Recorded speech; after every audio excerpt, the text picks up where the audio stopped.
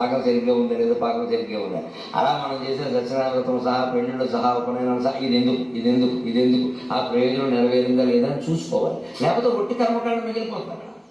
సత్యనారాయణ వ్రతం ఒకసారి చేసేటువంటి వాడు అబద్ధం అనకూడదమ్మా. మీరు అలాంటి మనిషిని చూపించగలరా? నేను 100 సార్లు చేశాను, అన్నవరం వెళ్ళాను, ప్రతి ఏకాదశికి చేయించుకుంటాను అన్నవాడు కొన్ని వేల మందున్నారు. వీళ్ళందరూ అబద్ధాలు ఆడుకున్నామంటే ఇన్ని కేసులు కోర్టులో పెండింగ్లో ఉండవు. న్యాయమూర్తులకి ఇంత ఇబ్బంది ఉండదు. ఆ తత్వం సత్యనారాయణ వ్రతం అంటే సత్యవ్రతం. ఆయన ఎప్పటికీ సత్యదేవాయ నమః అంటారు, అంతే కదా. ఇప్పుడు ఫోన్ మాట్లాడితే నేను హరిఓమంటే ఇప్పుడు సత్యదేవాయ నమః అంటారు. వాళ్ళ అన్నయ్య అండి సత్యదేవాయ నమః అక్కడ ఫోన్ చేస్తే సత్యదేవాయ నమః అంటారు. ముందు నమస్కారం.